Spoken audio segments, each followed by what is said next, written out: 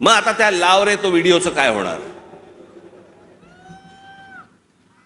मी तुम्हाला पहिली गोष्ट एक सांगतो, थोडीशी पार्श्वभूमी देतो. माझा जन्म ज्या घरात झाला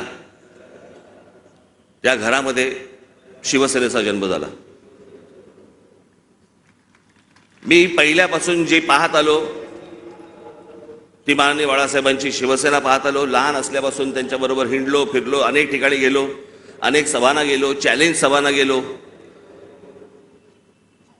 त्याच्यामुळे माझ्या आयुष्यातला एकमेव तेव्हाचा पक्ष होता तो म्हणजे शिवसेना. 1984 साली थोडा काही काळासाठी असेल, पण 1988-89च्या आसपास प्रामुख्याने भारतीय जनता पक्ष आणि शिवसेनेची युती झाली. आणि ती युती झाल्यानंतर शिवसेनेबरोबर जर सर्वाधिक माझे संबंध कोणाबरोबर आले असतील तर ते भारतीय जनता पक्षाबरोबर आले. आमच्या गोपीनाथराव मुंडेंबरोबर आले, प्रमोद महाजनांबरोबर आले, आमच्या नितीन गडकरीजींबरोबर आले. आणि ह्यांच्याबरोबरचे जे माझे संबंध होते हे राजकारणाच्या पलीकडचे पण होते.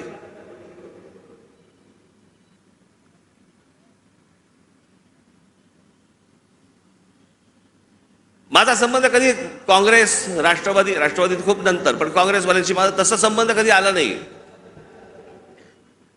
भेटी होत्या, म्हणजे पु ल देशपांडेंच्या भाषेत सांगायचं तर काँग्रेसवाल्यांबरोबर भेटी होत्या, पण गाठी पडल्या त्या भाजपवाल्यांबरोबर.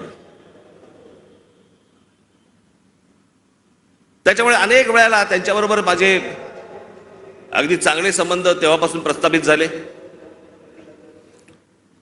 मग आमचे प्रमोदजी गेले,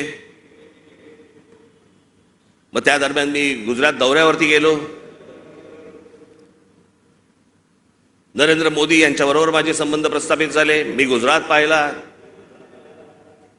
त्यावेळेला खूप चालू होतं की गुजरातमध्ये कशा प्रकारची प्रगती होते, कशा प्रकारची डेव्हलपमेंट होते.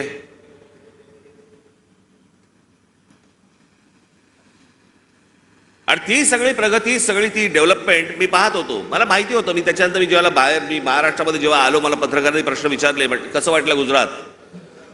म्हटलं गुजरात डेव्हलप होतंय, पण महाराष्ट्र खूप पुढे आहे.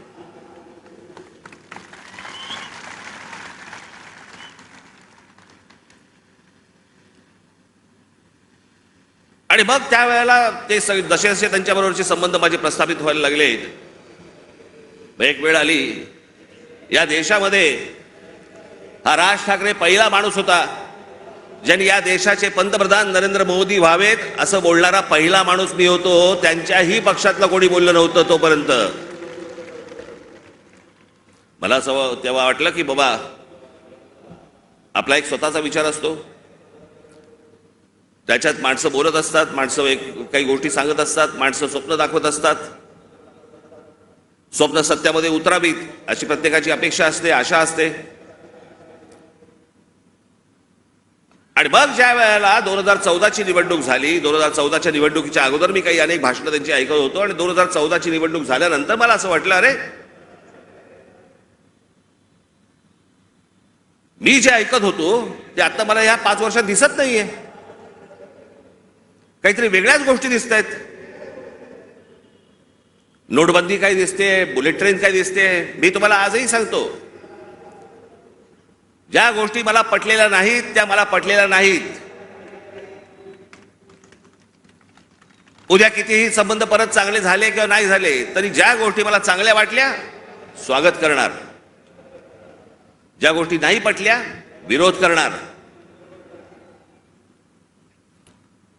आणि ज्या माणसावरती सर्वाधिक विश्वास असतो, 30 वर्षानंतर राजीव गांधींची सत्ता आली होती 1984 साली, त्याच्यानंतर 20-30 वर्षानंतर एका माणसाच्या हातात या देशाचं बहुमत आलं. मी विचार करतो या देशाचं काय काय गोष्टी होऊ शकतात, काय काय गोष्टी घडू शकतात.